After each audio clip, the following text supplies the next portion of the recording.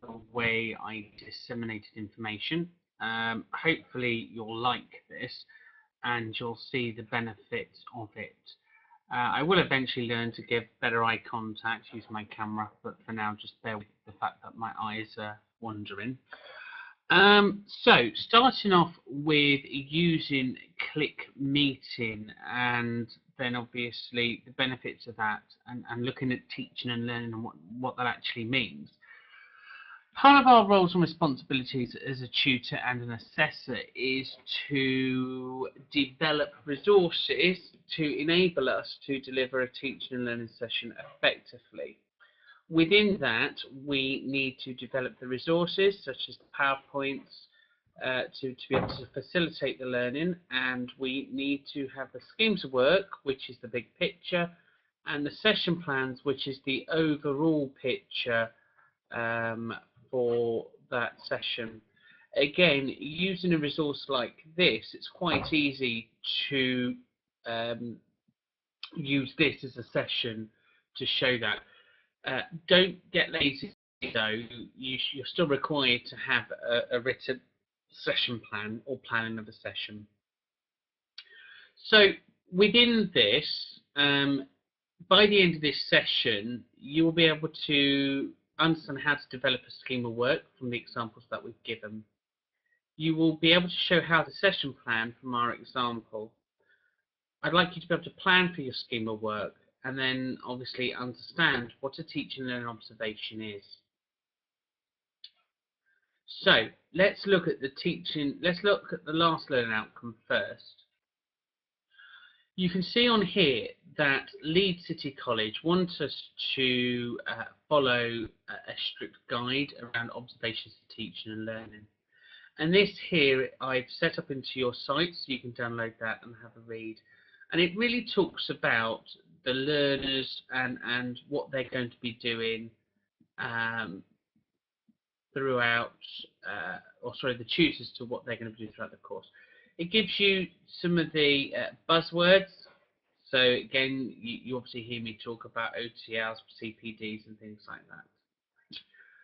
What I'm going to show you really is further down in the book, where I've kind of gone through this on a one-to-one, but I'm now just going to do it more roundedly.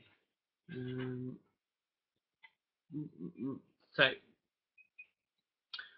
this is on page 13 of your OTL books for Observations of Teaching and Learning, or the Teaching and Learning Guides up there.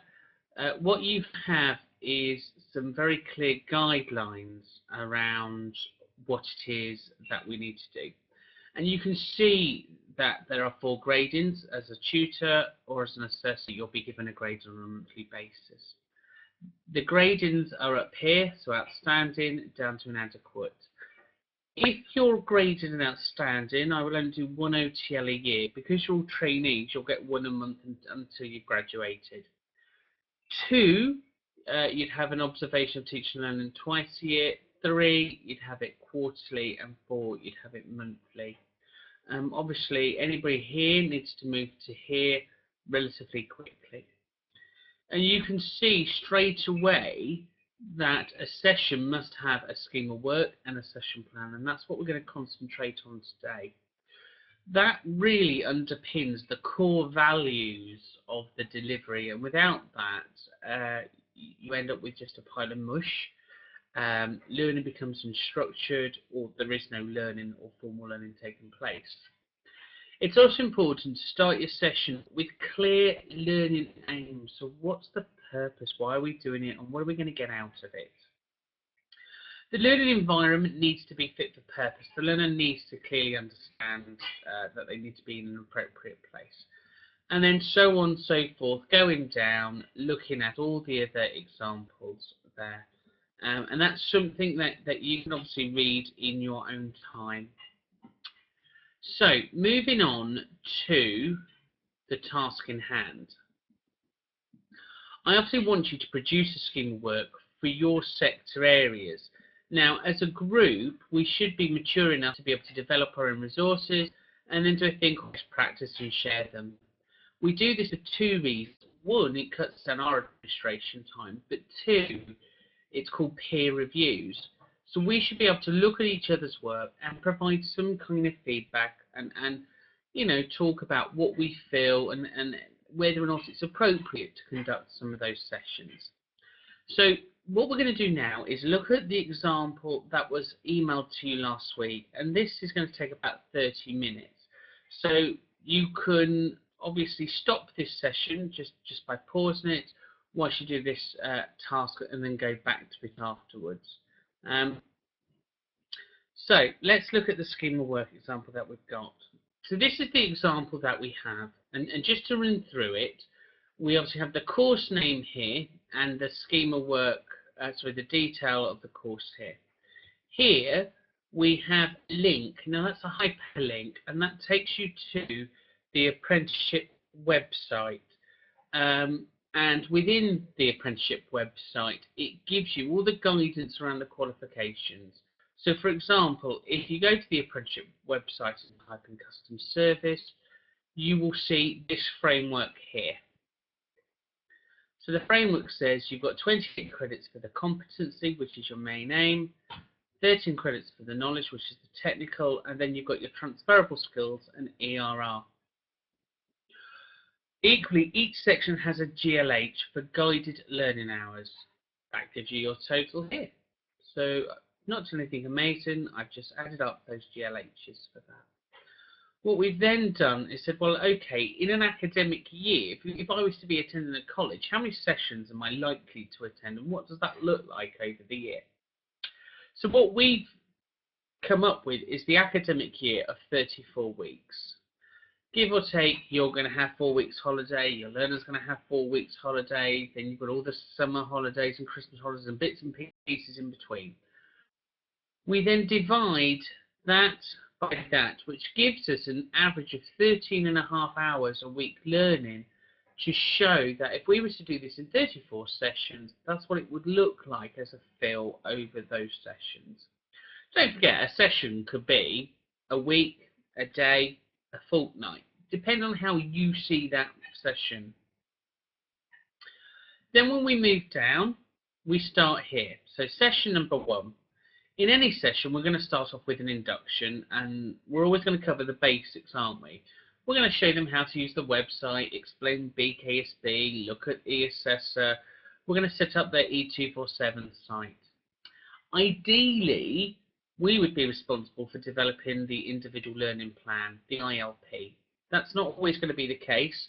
Sometimes the colleges may do that, or sometimes the sign-up officer may do that. However, they are live rolling documents that we're meant to keep an eye on. We're going to ask them to develop a CV. Now, we want them to do a VARC questionnaire. Now, a VARC questionnaire is around their learning styles. And when you look at your TL gradings up here, it talks about learning styles here. So identify and support individual learning needs.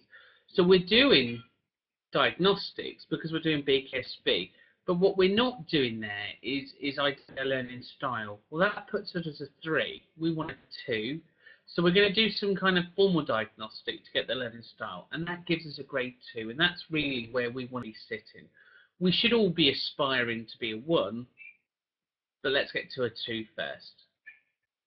So that's why we're going to do that. We then want to discuss, well, okay, and then functional skills. So here, I've given them this one straight away, which is the booklet from ICT. That's there to obviously start improving their skills. Whether they need it or not, they're an adult, they can decide, but it's going to be in our scheme of work for them to do it. If they choose not to do it, well, we can't really force them down that road. We can take them to the water, we can explain the benefits of it, but we can't make them drink it at the end of the day. Key teaching methods and activities. Well, okay, so we're going to do all of this here. How are we going to do it? Well, we are going to have one-to-one support, aren't we? There's going to be practical activities in there. There will be a bit of theory, and there definitely will be a bit of distance learning. So that's all good. What resources are we going to need? Well, we know they're going to need the website. We know they're going to need the learning plan. We know we're going to need the VARC questionnaire. We know that we're going to need other questionnaires if we're using them. We're going to need the ICT workbook, and we're going to need a PC and internet. Any of the resources you feel that learner may need, it's down to you as the assessor to plan that and get that in there. Cross-curriculum themes are looking at other areas of the apprenticeship. So what's their personal learning and thinking skills? Well, that's here, so we've put that there. So there's 6 outcomes to that, but we're saying in this session, we think they're only going to meet 3. Here, we're going to talk about their E and D. So what equality and diversity issues do we have to consider? If they're visually impaired, do we need to give them other resources? If they're hard of hearing, do we need to give them other resources? What does that feel like, and what does that look like? Here, we're going to link it to other areas of enterprise and work, etc. So here, we're just going to say that by completing this, it's a work-based qualification, so that's where it kind of sits. The syllabus is the unit numbers, so they can be found on the awarding body's website, and they go in here for the main aim and for the technical certificate. Health and social care, it's going to be quite meaty, but all the others, they go in there. So you can decide, you might need to split that down the page for main aims and then come across to text. So you've got a bit more space there. Because obviously you don't want 20 units going down, it'll just look too much. But 10 side by side doesn't look as many.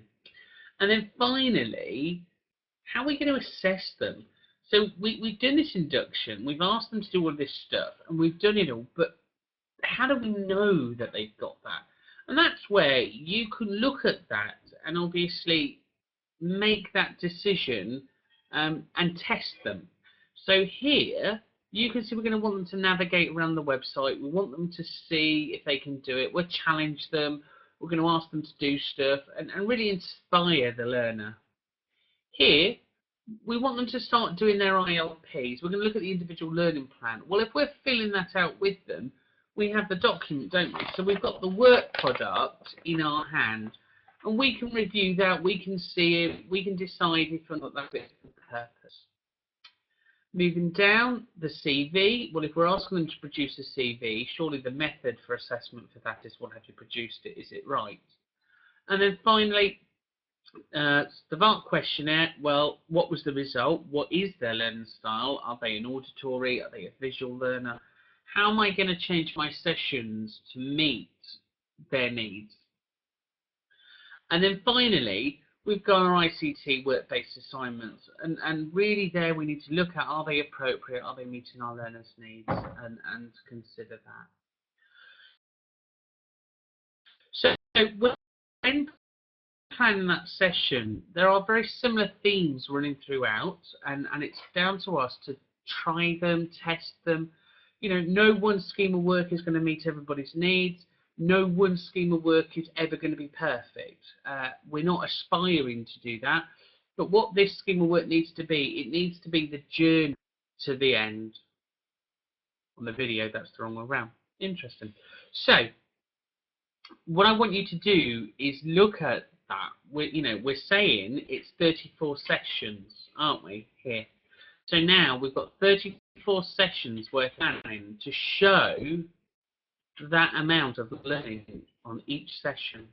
Now, each session isn't about you delivering 13.5 hours worth of teaching. It's about showing the auditors that we've provided them with the right resources and the right support to be able to do the reward. So if we look at session 2, for example, here we're just going to get them to do the BKSB. Well, that might take them a couple of hours. Here we might go out and do a workplace observation. That's another couple of hours. So that's 4 hours so far. There, we're going to get them to look at their PLTS and their thinking skills and their E&D. So therefore, there's another few more hours there. By the time we've done all of that and we've assessed it all, we're probably not going to be that far from those 13 hours. And obviously give them feedback. Then we go on to session 3.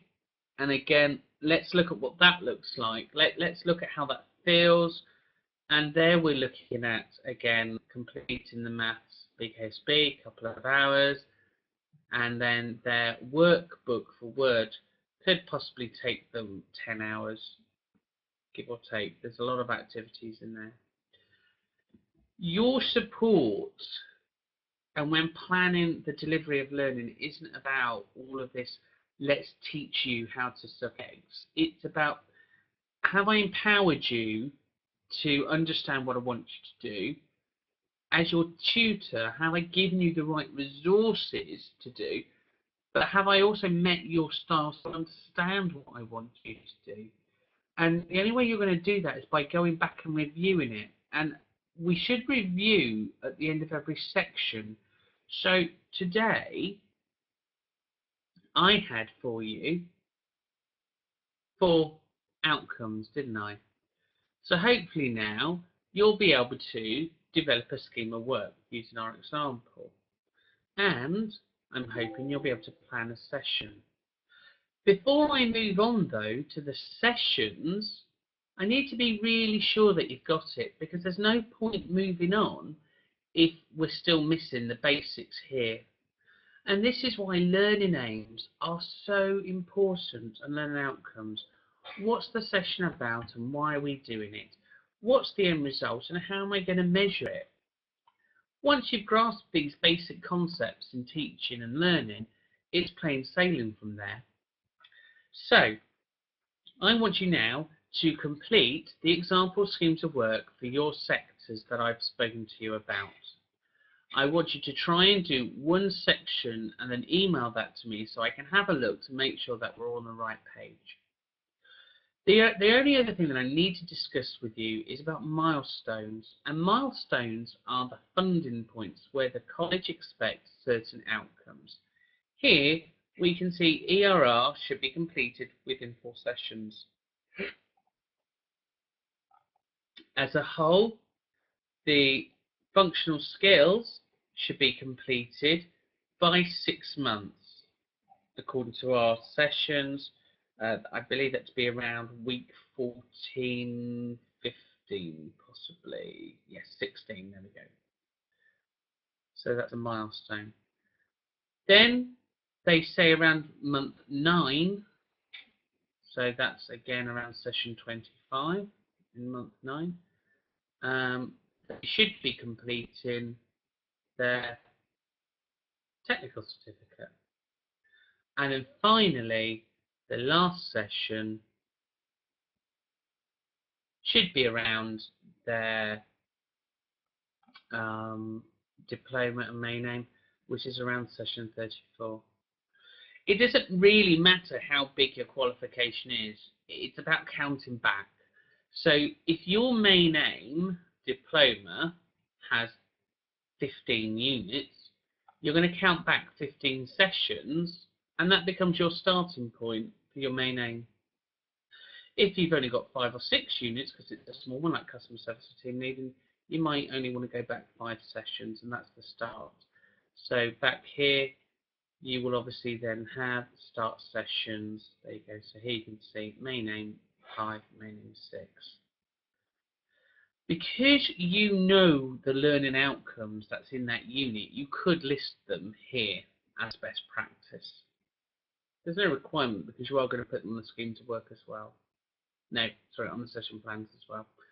So it just helps, you know, if I went to that main aim, looked at that unit, I would then just cut and paste those outcomes here. So whilst we're looking at a template, really the only things we're looking to change is this bit and maybe this bit. And the assignments and the way that you assess it may be different, give or take. So let's stop for a minute there and do a review and see where we're at. Okay, so now we're back. Now let's look at the next section.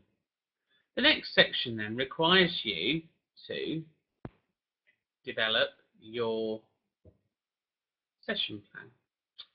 So your session here, we need you to develop a session plan for each session for the scheme of work. you need to understand the learning aims to develop this plan. Task. You need to write a session plan for each of your sessions. You need to do one in this session for the main aim and the text. That's just an example to the plan to what I want you to do. How do we do that? Well, you're going to do that by, let me just see if I can get that back up there. Okay. You're going to do that by this. So here, there's your example.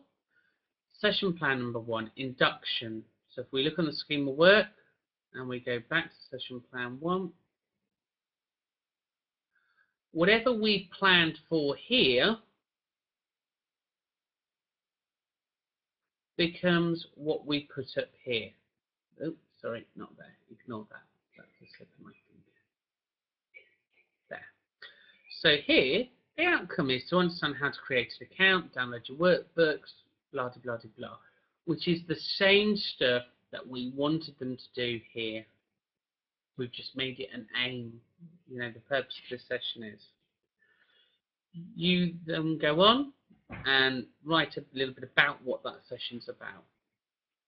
On the second page, we're going to give it some timing so we understand how long something's going to take and what resources do we need. So if it is to go on the website, well, what we're going to do and how long is that going to take and what resources do we need? What outcomes are we going to meet during that and how am I going to assess those? So no different to what you've been doing in the scheme of work. How long is it going to take? Who's responsible for it? What's the outcomes that you're going to meet? How are you going to do it? What is it you're going to do with that learner? And you know, the whole point of peer review is the fact that if you think that's boring, say something, because if it's not engaging for you, it's probably going to be unengaging for the learner. And finally, how are you going to assess that? So they're your first kind of sessions.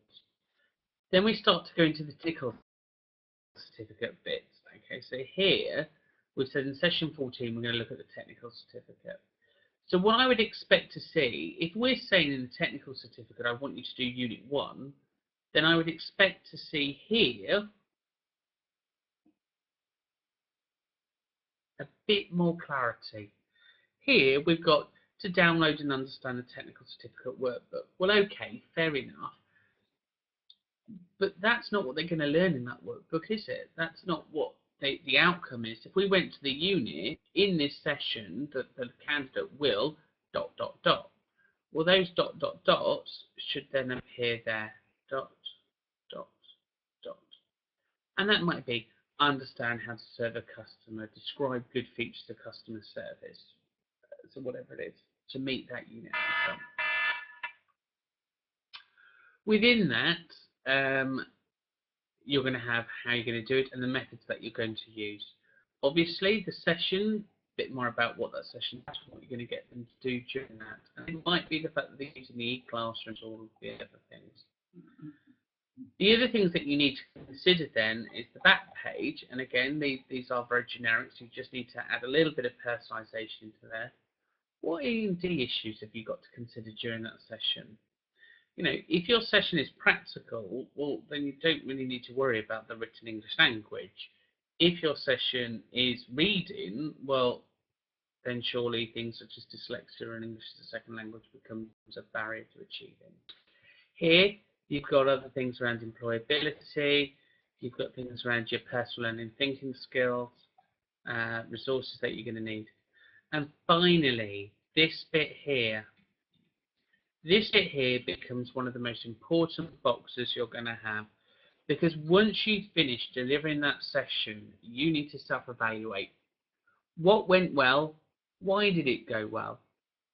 What are you going to do because of that? Was there something in that session you're going to now do all the time? If it didn't go well, okay, fair enough. Why didn't it go well? And what are you going to do because of that moving forward? That self-evaluation box becomes a key box to what you do. It shows me as your quality assurance manager that you are reviewing everything you're doing. It shows that you're putting the learner's best interests first, and it also shows that you're making your session inclusive for that learner, which means it's all about that learner. What I want you to do now is again, stop this session for a minute and practice those. They've all been emailed out to you. They are all on your E24/7 sites. So I want you to have a go at developing those. Now, the scheme of work that was written that has 34 sessions and the session plans were written within a day.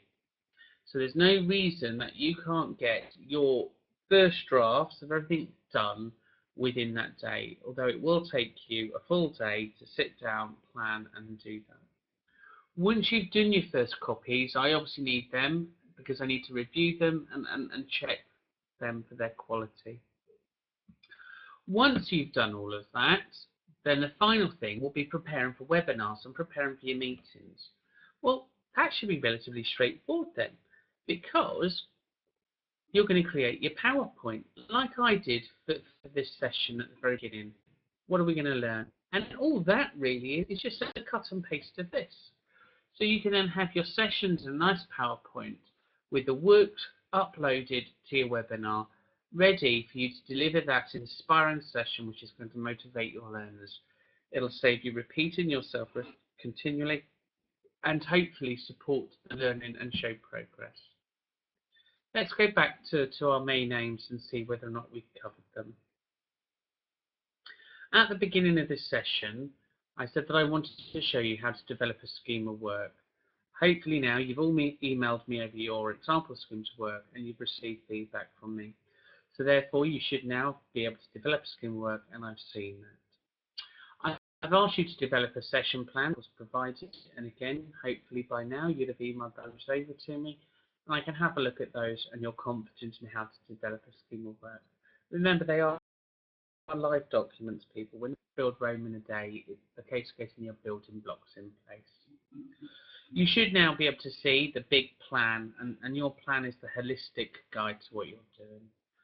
Finally, by doing all of this, by implementing all of the things that you need to be doing, you understand that you are finding that the learning outcomes required via the colleges when they assess you for your observations and teaching and learning.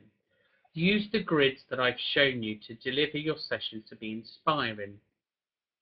And finally, remember everything that we've discussed, because when I come to do your observations in January, this is the form that I'm going to be using, and I will give you feedback based upon this.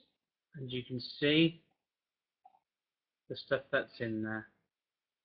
And then obviously I'll give you your assessment plans and feedback. Hopefully you've enjoyed this session and you found it useful. Obviously I'm open up for feedback on my delivery skills. I know I've said a few times. I know I've rubbed my eye once and my eye contact's not too terribly good. So that's my evaluation. However, this is a resource. It's something that we're all going to have to start to become confident with over time, and by doing these sessions, hopefully you'll see the benefits of them. Equally, remember, if you've done your session once on a webinar for your learners, then you've done it for all your learners, because you've then got learners rather than you having to repeat yourself over and over and over again. So I'd like to thank you for watching this webinar. Hopefully it's been of some help, and I will see you in your next sessions.